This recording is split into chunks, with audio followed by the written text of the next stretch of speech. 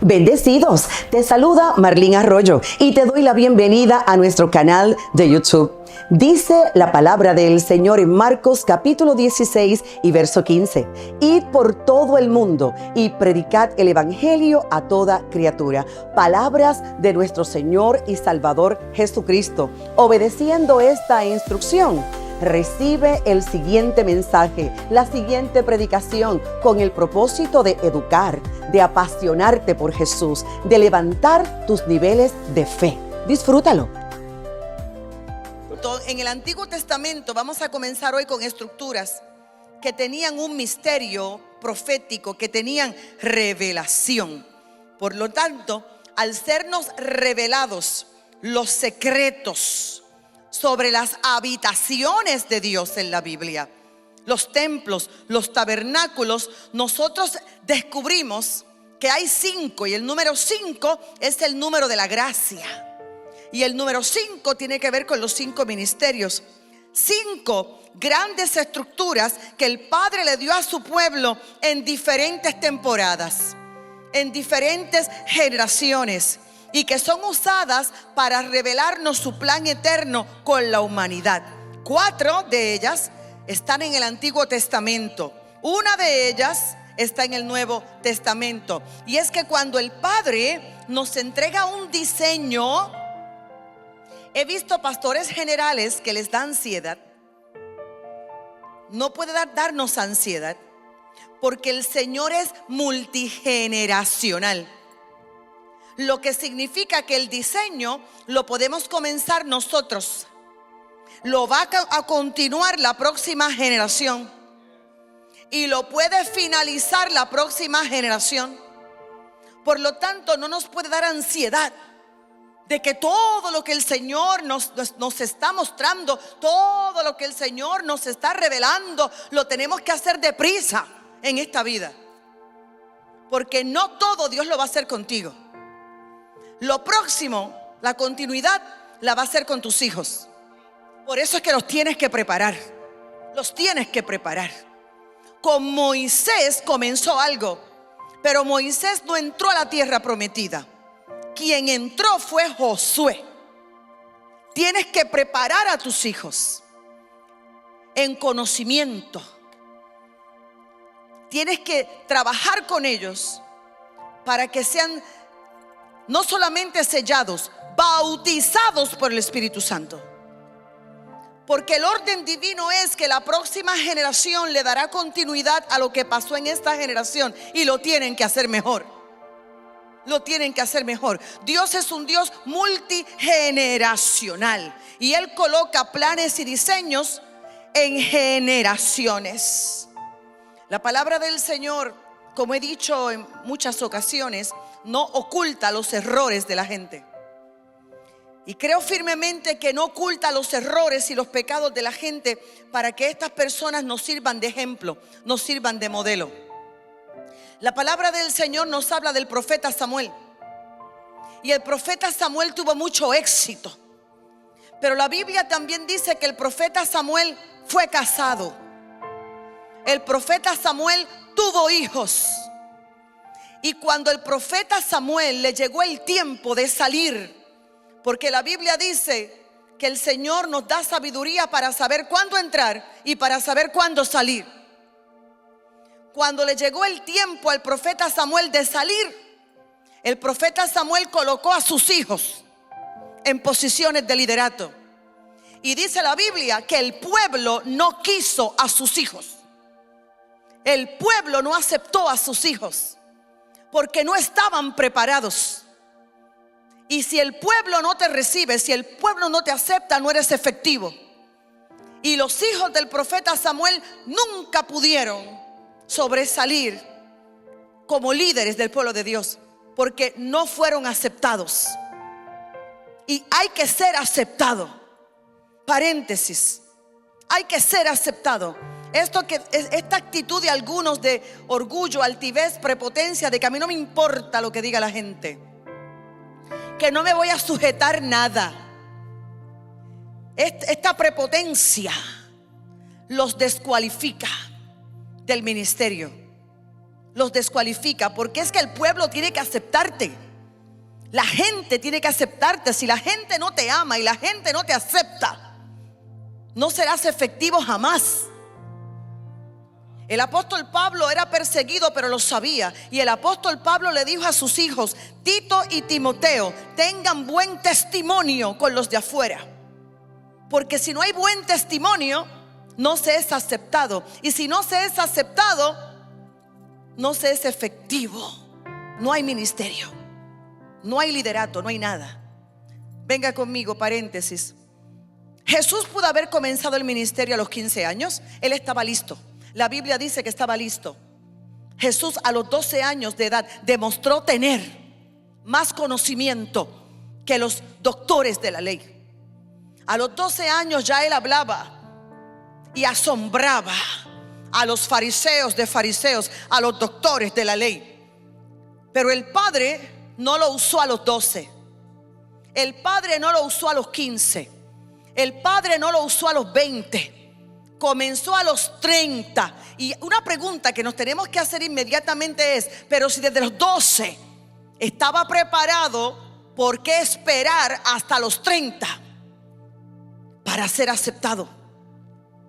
Porque la tradición decía que había que tener 30 años de edad para poder ser rabino. Había que tener 30 años de edad para enseñar y para predicar. Por lo tanto, el Padre esperó que Jesús tuviera 30 años de edad, porque a los 15 no iba a ser aceptado, a los 20 no iba a ser aceptado, a los 25 no iba a ser aceptado, a los 30 muchos le decían rabí, maestro, y fue aceptado. Obviamente los fariseos no. A lo suyo vino y los suyos no lo recibieron, pero fue aceptado por Nicodemo, fue aceptado por Simón el leproso, fue aceptado por la multitud. Aceptado. Es necesario ser aceptado. Dios es un Dios multigeneracional. Cierro paréntesis y continúo. Y este error no solamente lo cometió el profeta Samuel. El profeta Samuel cometió el error de colocar a sus hijos sin asegurarse de que sus hijos estuviesen preparados, que tuvieran carácter y fruto del Espíritu y fueran aceptados. Pero tenemos a Josué. Mucho se habla de Moisés y de Josué. Y luego de Josué, ¿quién? Vamos, míreme acá, corazón. Mucho se habla de la transición de Moisés a Josué. Y luego de Josué, ¿quién? Porque Josué dijo: yo y mi casa serviremos a Jehová. Pero ¿y las demás casas dónde están? Si yo me preocupo únicamente por mi casa y no me preocupo por tu casa y por todas las casas de Ciudad de Avivamiento, yo tengo un problema, porque no tengo una generación próxima que continúe con el legado. Y tenemos el problema del profeta Samuel, y tenemos el problema de Josué. La próxima generación tiene que ser preparada, no una sola casa, la próxima generación. Dios es un Dios multigeneracional. Y tenemos el problema de Eliseo, que para Eliseo nadie cualificaba. Nadie cualificaba. Eliseo recibe el manto del profeta Elías, pero Eliseo no le pasó el manto a nadie. Y cuando no hay un manto que se transfiere, cuando no hay una unción que se trasvasa, cuando no hay una oportunidad para la próxima generación, cuando no hay espacios, cuando no hay imposición de manos, hay problemas. Por lo tanto, hay aquí 3 hombres de Dios maravillosos: Eliseo, profeta Eliseo, a Josué, al profeta Samuel. Cuántas maravillas Dios hizo a través de ellos. La gloria del Padre sobre ellos.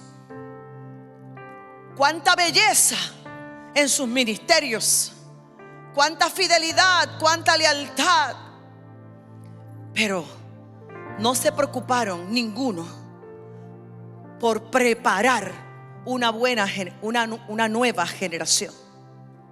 Con el profeta Josué aprendimos algo, que no es solamente mi casa, que es también tu casa, que no son solamente mis 3 hijas, que son también tus hijos. Aleluya.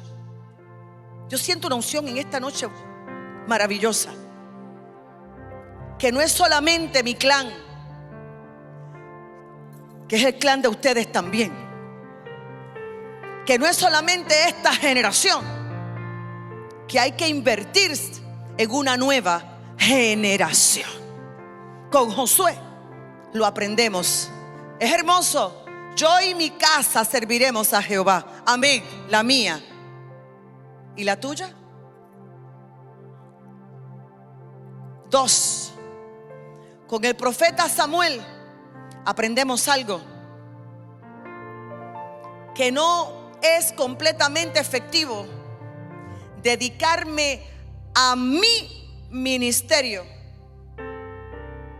y simplemente dar por sentado que los hijos, porque son hijos, hablo de hijos naturales y espirituales también, que los hijos, porque son hijos, por default van a caer en el ministerio. No. Yo lo he explicado de otras maneras. De otras maneras lo he explicado. Lo he explicado, por ejemplo, con la canción de Rubén Blades, el padre Antonio y su monaguillo Andrés, que con Dios, conectando a uno, conectan 10. En el mundo espiritual así no funciona. Con el profeta Samuel aprendemos que tenemos que ponerle orden a nuestros hijos. Tenemos que formar a nuestros hijos. Tenemos que traerle disciplina a nuestros hijos.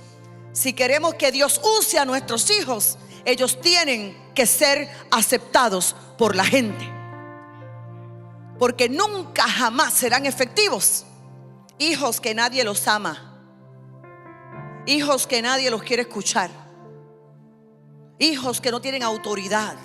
La autoridad no se impone, la autoridad se gana. Y los hijos del profeta Samuel, el pueblo, no los quiso, no fueron aceptados. Y con Eliseo aprendemos algo, que así como un día el Señor nos dio a nosotros una oportunidad, también el Señor le dará a otros también su oportunidad. Y que en el reino todos tenemos oportunidad. Dios es un Dios multigeneracional y tenemos que orar y trabajar para preparar a una nueva generación. Hoy que estamos presentando a una hermosa niña, cuando presento niños al Señor siempre me hago una pregunta: ¿estará aquí un próximo pastor? ¿Una próxima pastora? ¿Estará aquí un próximo predicador, una próxima predicadora, un próximo profeta, una profeta?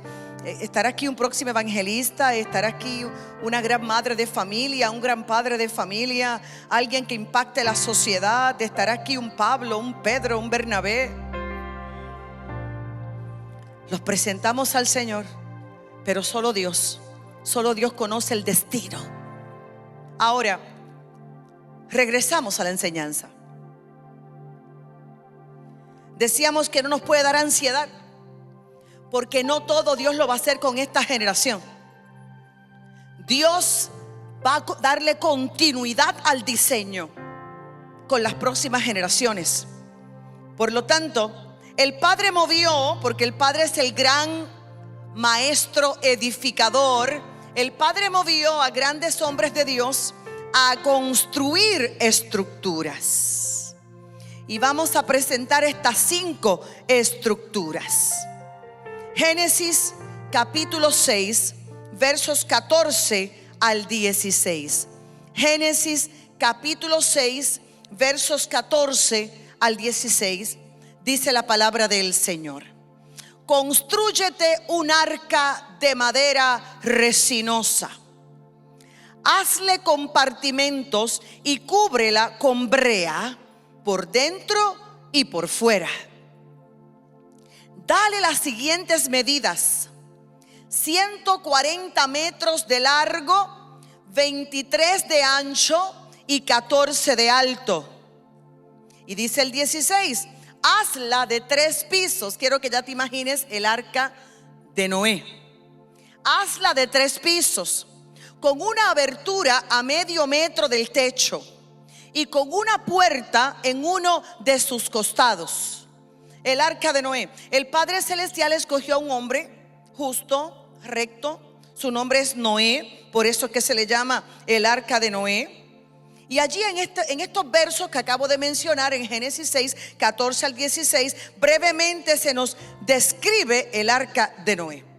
Un arca de salvación, un arca de seguridad para sus días, porque esa arca los iba a salvar del gran diluvio.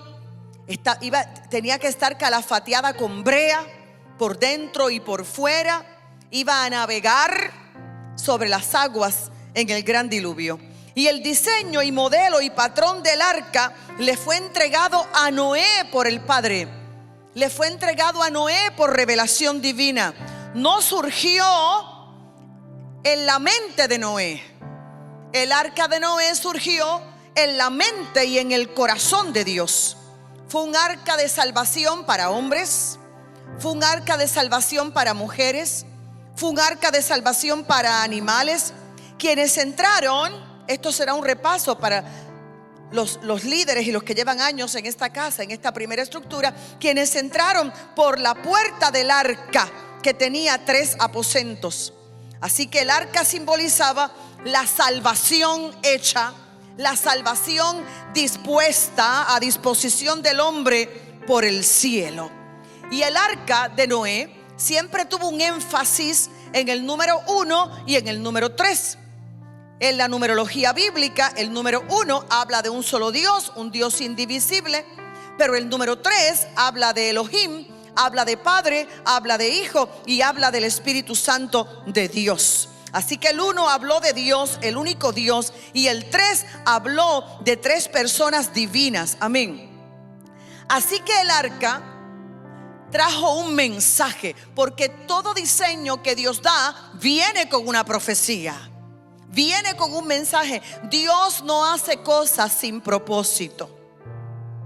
Dios es un Dios de orden y un Dios de propósito. Y posiblemente en la mente de Noé, estoy haciendo un arca con las instrucciones del Padre, porque el Padre dijo que va a ocurrir algo que yo nunca he visto. Se van a romper las aguas de arriba, va a caer lluvia del cielo. Este va a ser nuestro resguardo. Aquí nos vamos a salvar todos. Yo no sé si Noé sabía lo profética que era el arca, sino que el arca estaba profetizando que en un lugar de muerte, en un lugar de destrucción, en un mundo de perdición, hay un plan de salvación simbólicamente anunciado, y que el plan de salvación apunta a Cristo. Esta arca tenía 3 pisos. Cada piso representa a Dios.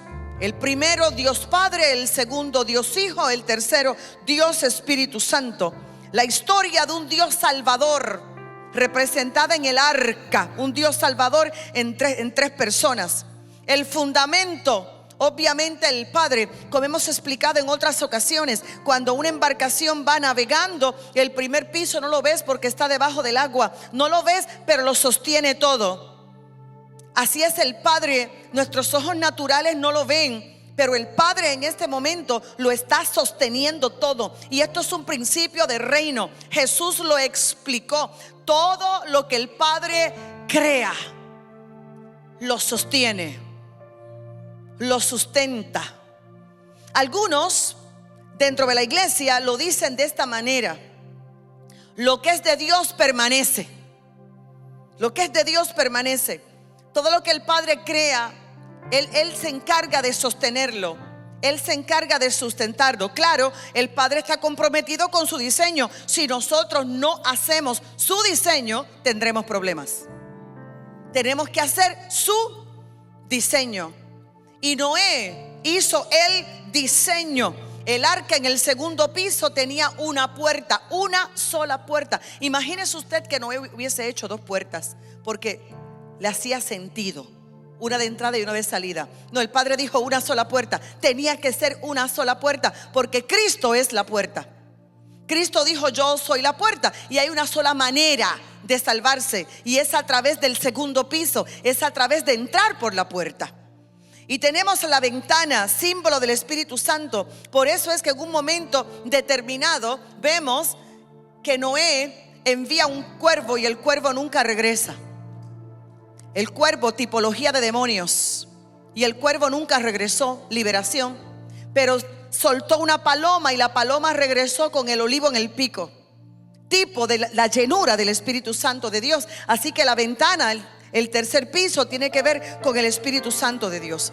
Ahora, Dios estaba con Noé. Dios estaba con la familia de Noé, y Dios estaba con todos los animales en aquella arca. Por lo tanto, es muy significativo que esta arca fue un anuncio profético del arca del pacto que tendría Israel. Voy a repetirlo. Dios estuvo con Noé en el arca que conocemos como el arca de Noé. Dios estuvo con la familia de Noé en el arca de Noé. Dios estuvo con todos los animales en el arca de Noé. Todo lo que significa, hay un plan de salvación en medio de la destrucción. ¿Cuál es el plan? Segundo piso, la puerta es Cristo. Todo esto es una profecía, pero también es una profecía de que así como la presencia de Dios estuvo con Noé, su familia y animales, así la presencia de Dios a través de otra arca, el arca de la presencia, iba a estar con el pueblo, iba a estar con la nación de Israel. Por lo tanto, esta verdad revelada en el arca se iba a conservar en cada santuario. Cada uno tuvo su arca, presencia de Dios, anuncio de salvación. Entienda por favor que también en el arca de la presencia del Señor, donde estaba el propiciatorio, donde estaban los ángeles, todo se enfocaba también en el 3. Dentro tenía 3 cosas: las tablas de la ley, la vara reverdecida de Aarón y el maná. Ahora, número 2. La segunda estructura de las 5 es el tabernáculo de Moisés. Y como son tantos versos, solamente voy a mencionarte dónde está la historia. Aparece en Éxodo capítulo 25 hasta el capítulo 40. Lo lee de asignación. Y ahora, ¿quién entregó el diseño del tabernáculo de Moisés? El Padre. El Padre le entregó a Moisés el diseño. Y esta es la segunda estructura de revelación, con profecía, con simbolismo de las verdades de Dios. Cada pieza del santuario revelaba algo: la obra redentora de Cristo. ¿Se da cuenta que no todo el Padre se lo da a una generación? Tenemos un Dios multigeneracional, y a Noé les reveló un misterio, pero a Moisés le reveló otro misterio y le dio continuidad a la revelación. Santo Jesús, esto es maravilloso. Y Noé se quedó a que hay salvación. Hay un Dios trino, Padre, Hijo y Espíritu Santo. Se entra por el segundo piso, por la puerta que es Cristo, y el Espíritu Santo está disponible para sellar y bautizar. Hasta allí llegó la revelación. Ya. La pregunta es: ¿y esa puerta quién es y cómo será? ¿Cómo será ese plan de salvación? ¿Cómo será el plan de redención? Y el Señor se lo revela a Moisés y a esa generación.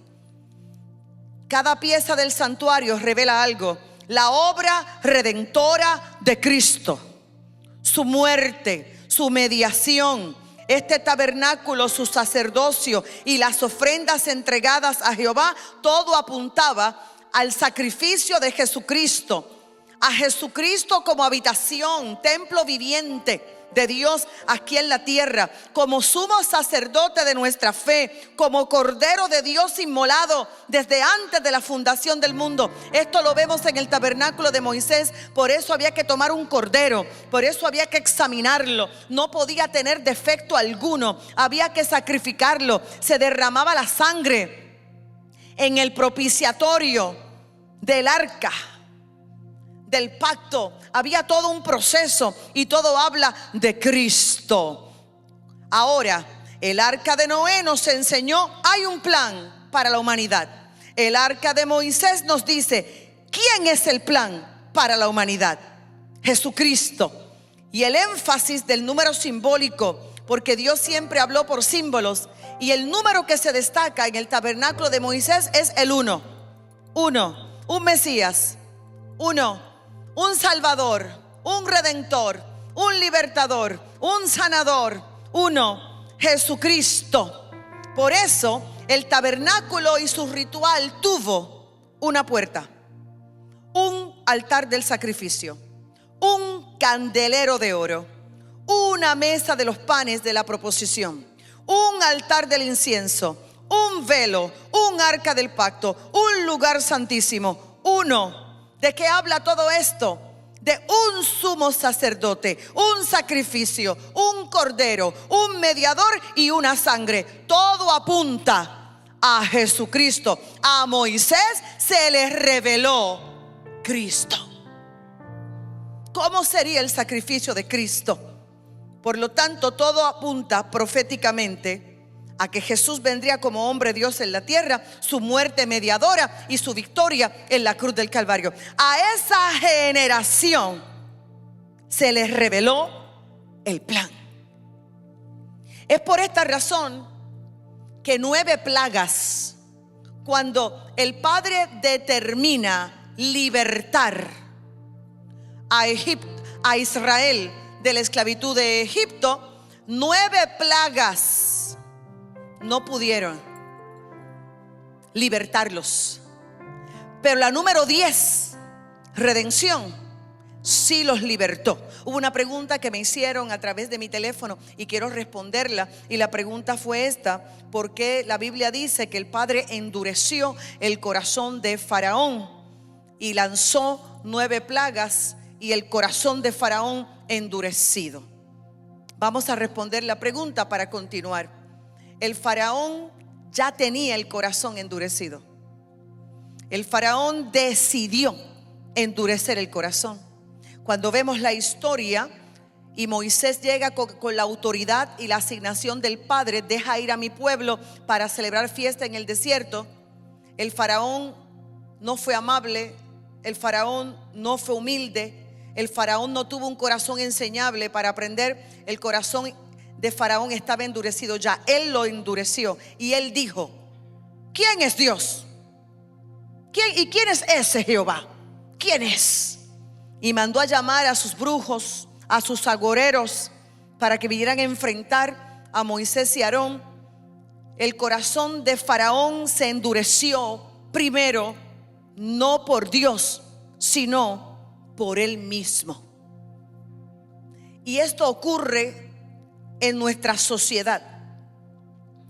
Hay personas que endurecen el corazón, lo endurecen ante la atmósfera de gloria, lo endurecen ante la palabra, lo endurecen.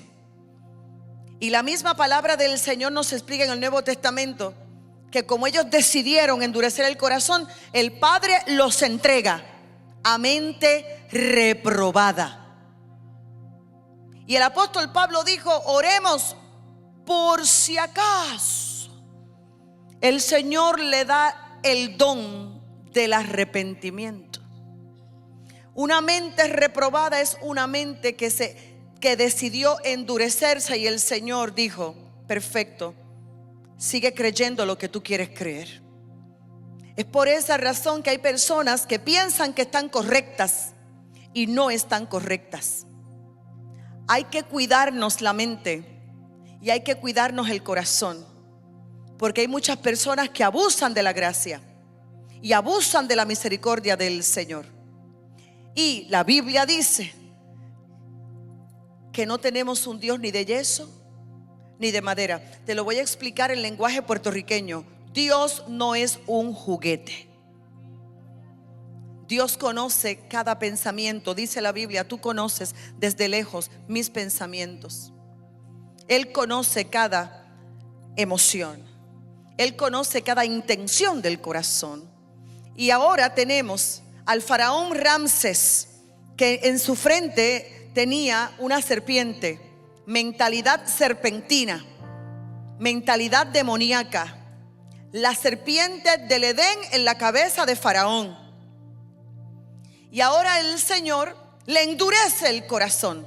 Por cuanto Él decidió endurecerlo, ahora te lo mantengo endurecido, porque hay algo que voy a demostrar.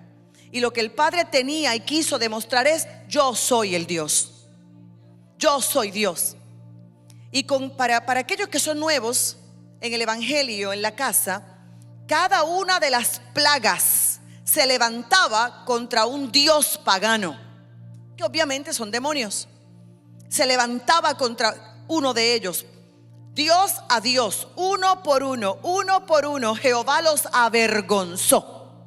Siempre el que me parece muy jocoso es el de la diosa rana. Ellos creían en una diosa rana. ¿Y sabes lo que hizo el Padre? Le envió una plaga de ranas. Ellos pensaban que si pisaban una rana, santo, qué ofensa. Mataron a la diosa rana. Adoraban las ranas. Oraban a la diosa rana. Y el Padre le envió una plaga de ranas. Ranas en la almohada, ranas en la sábana, ranas en la cama, ranas en el horno, ranas en el suelo, ranas en todo lado. Era imposible no matar una rana. Y ellos comenzaron a clamar a la diosa rana. Y la diosa rana no respondía. Es que yo me los imagino: diosa rana, controla a tus ranas. Diosa rana, recoge a tus ranas. Diosa rana, llévate tus ranas. Y nada ocurría. Solamente por la palabra de Moisés, solamente por el poder y la autoridad de Jehová, se controlaron aquellas ranas. Dios dejando en vergüenza delante de todos a la fe en la diosa rana. Y así lo hizo, uno por uno. 9 plagas, pero 9 plagas no trajeron juicio. Trajeron dolor, pero no juicio. Pero la plaga número 10 trajo juicio. Y en la plaga número 10 vemos la revelación para esa generación.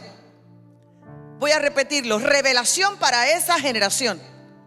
Esa revelación no fue para la generación de Noé, para la generación de Moisés. Y esto fue lo que el Padre dijo: hoy será la última noche. Hoy es noche de libertad. Sigan mis instrucciones, pero vestidos con ropa de viaje, porque hoy nos vamos de viaje, nos vamos de libertad. Aleluya. Yo me imagino la emoción del pueblo ese día. Nos vamos de libertad. Tomarán un cordero. Recuerden que el cordero es tipología de Cristo. Matarán el cordero, un cordero por familia, un cordero por familia. Cómanse todo el cordero. Se comieron todo el cordero. Qué momento profético impresionante. El cordero es Cristo, Cristo completo en cada familia. El que estaba enfermo se sanó, dice la palabra del Señor, y no hubo en sus tribus enfermo. Tomen la sangre del cordero, colóquenle las 2 columnas, colóquenle en el dintel. Revelación: Cristo crucificado. Él es el cordero. La sangre del cordero derramada, la sangre de Cristo que tiene poder contra la muerte. Pasará el ángel de la muerte, y donde esté la sangre del cordero, la muerte pasará de largo. ¿Qué revelación se le dio a la generación de Noé? La muerte pasará de largo. La muerte no es efectiva ya en contra tuya por el sacrificio del cordero, por el derramamiento de su sangre. Eso se le reveló a la generación de Moisés. Aleluya. Y ahora, como no había sangre de cordero en las casas de los egipcios, ni en el palacio de Faraón, vino juicio. ¿Juicio contra quién? juicio contra la próxima generación. Se murieron los primogénitos de los egipcios. Juicio contra la próxima generación. Aquel día a las 12 de la medianoche, una generación idólatra y pagana moría, y una nueva generación de Dios se mantenía con vida. Dios es un Dios multigeneracional. Por eso nosotros tenemos que obedecer la orden del Padre desde Génesis. Nos tenemos que multiplicar. Vamos, señoritas, cásense y vamos a parir. ¿Qué vamos a parir? Vamos a parir profetas. Vamos a parir adoradores. ¿No se ha dado cuenta que hay un plan de las tinieblas para que las mujeres de Dios no paran? ¿No se ha dado cuenta de eso? Yo estoy ministrando sobre esto en el nombre de Jesús.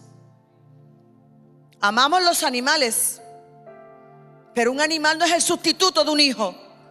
Porque tu perro no será profeta, tu perro no va a pastorear, tu gato no va a ser apóstol. Vamos, no te dejes engañar por el diablo.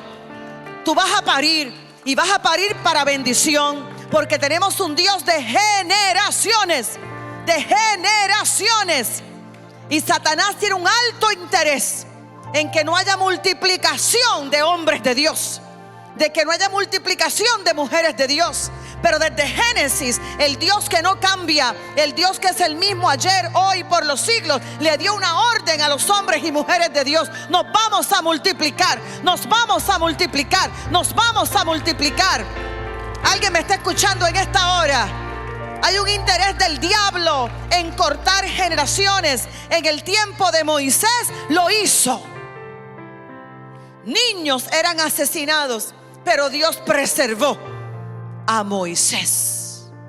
Lo preservó en un arca, en una arquilla preparada por su mamá, Jocabed.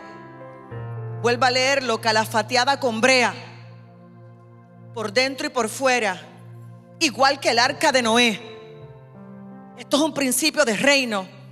La nueva generación le va a dar continuidad al diseño de la antigua generación.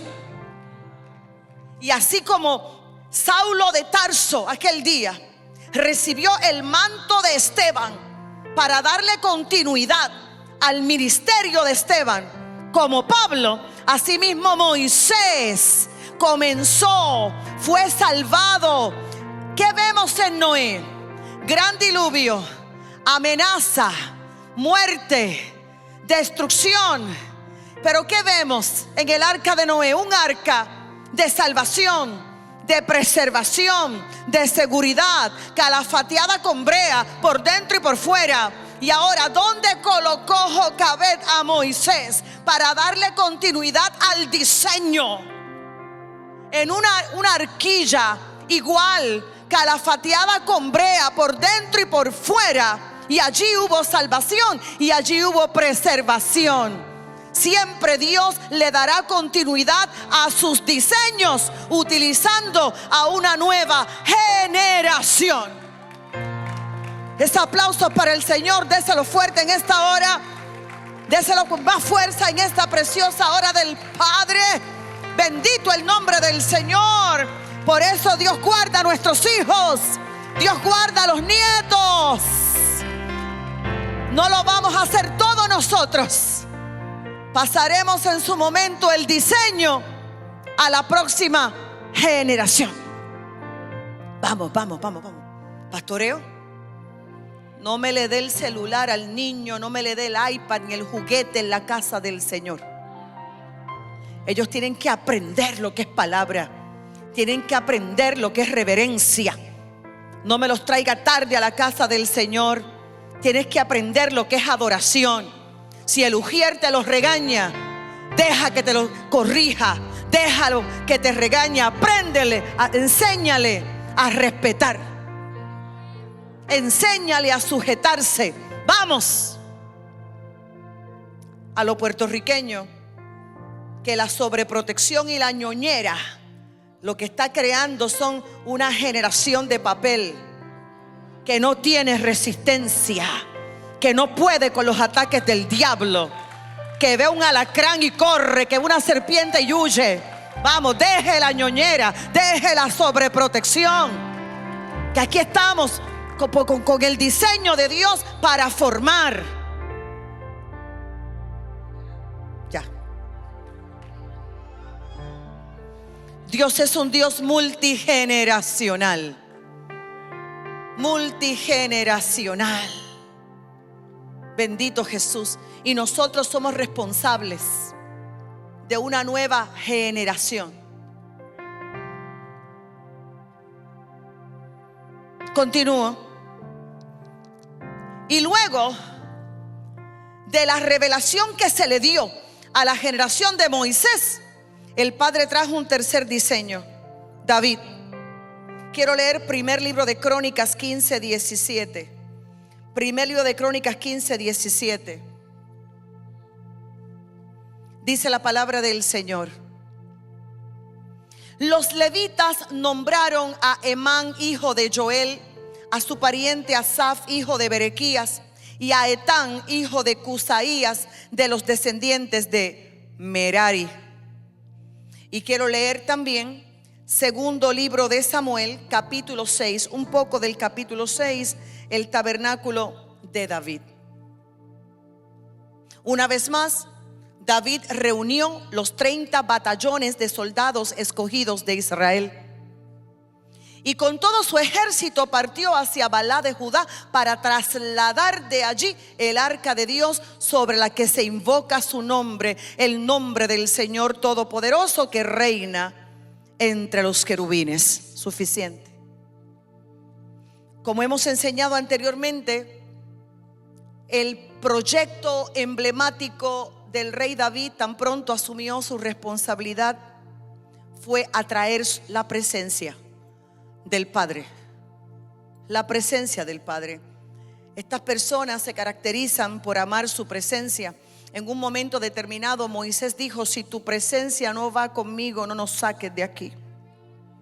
De nada sirve hacer cosas si no está su presencia. Su presencia. Su presencia. De nada sirve cantar si no tengo su presencia. De nada sirve tocar si no tengo su presencia. De nada sirve predicar, de nada sirve enseñar, de nada sirve si no tengo su presencia. Todos ellos amaban su presencia. Y tenemos al rey David con una ocupación. Necesito traer su presencia, el arca del pacto, el arca de la presencia, de vuelta a la nación. Es entonces cuando David levantó una tienda, una enramada para el arca de Dios, mientras aún se encontraba en pie el tabernáculo de Moisés en Gabaón. Este detalle es importantísimo. Todavía se encontraba en pie el tabernáculo de Moisés en Gabaón, pero David no llevó el arca del pacto al lugar santísimo del tabernáculo de Moisés. David le hizo una tienda al arca del pacto, porque en el tabernáculo de Moisés solamente el sumo sacerdote tenía acceso a su presencia. Pero David ahora recibe una nueva revelación. Es que ahora todos tienen acceso a su presencia. Note que David no está anulando la verdad revelada a Moisés. David no mandó a destruir el tabernáculo de Moisés, no anuló la verdad de la generación anterior, la llevó más allá. Aquí en nosotros, Ciudad de Avivamientos, lo que somos es un montón de pentecostales, ¿sabe? Mírese. Aquí creemos en Pentecostés. Somos Pentecostés. Creemos en el Espíritu Santo, en los dones del Espíritu Santo, en el fluir del Espíritu Santo. Creemos en la santidad. Buscad la paz con todos y la santidad, sin la cual nadie verá al Señor. Nosotros no anulamos lo que Dios reveló a la pasada generación, pero la llevamos más allá. Por lo tanto, David, el rey David, todavía estaba el tabernáculo de Moisés de pies en Gabaón. No anuló la verdad que Dios le reveló a Moisés, pero la llevó más allá. Por lo tanto, la colocó en una tienda. ¿Y sabe lo que hizo David? Adoración y fiesta alrededor del arca, porque esa era una nueva revelación, el más allá de la revelación que el Padre le entregó a David. Es decir, es una profecía. Llegarán los días en que el velo del templo se rasgará de arriba abajo, y llegarán los días por el sacrificio del cordero que Dios le reveló a Moisés, que todo el pueblo tendrá acceso a su presencia. No anulo la verdad anterior, pero la llevo a otro nivel, la llevo más allá. Por lo tanto, David estableció un orden revelado por Dios. ¿Qué se le reveló a David? Cánticos, música, instrumentos, el uso de instrumentos y coro para la casa de Dios, excelencia, cántico nuevo, cántico profético, todo lo establecido más allá, más allá. Siga conmigo ya avanzando en esta enseñanza. Son 5 estructuras, y la primera estructura la vemos en Noé. Salvación. Se les reveló a Noé que en medio de la destrucción hay salvación. 2. ¿Cuál es el plan? Se les reveló a Moisés. El plan es el Cordero. El plan es el Mesías. El plan es el derramamiento de sangre, pero lo llevó hasta allí, hasta el tabernáculo. Pero ahora el Padre se les revela a David: te voy a dar otra parte del plan. Vamos a ir más allá. No lleves el arca del pacto al pasado. Respeta la revelación pasada, pero no me lleves el arca del pacto allá. Aquí vamos a darle acceso a todo el pueblo, y vamos a adorar con excelencia. Vamos a cantar, vamos a hacer coros, vamos a traer instrumentos, vamos a hacer fiesta, vamos a traer danza. Vamos. Y ahora, ¿somos salvados para qué? Hay salvación, somos salvados por Cristo, pero en David descubrimos para qué. En David descubrimos que somos salvados para alabarle. Somos salvados para adorarle de muchas maneras. ¿Por qué? Porque somos libres y porque somos perdonados.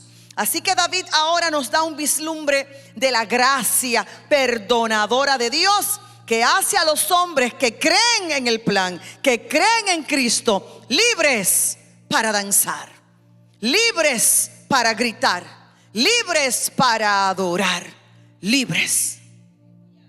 Bajito, bajito. Lo que sucede en este siglo es que la pasada generación ataca a la próxima generación porque no entiende que Dios llevó la revelación más allá. Porque ellos piensan que Dios les reveló todo a ellos. No, Dios no se lo reveló todo a ellos. Dios sigue revelando a las próximas generaciones. Y por eso el problema ha sido que en lugar de abrir los ojos, orar al Padre y decir: me gozo con lo que Dios está haciendo nuevo, ellos atacan lo nuevo porque no lo entienden, porque no es la revelación de su generación. El que tenga oídos para oír, oiga. Por eso vemos ahora el Salmo 150. El Salmo 150 es hermoso, es breve, lo leemos. Salmo 150 es hermoso. Vamos a leerlo. Dice la palabra del Señor: aleluya, alabado sea el Señor. Alaben a Dios en su santuario, alábenlo en su poderoso firmamento. Alábenlo por sus proezas, alábenlo por su inmensa grandeza.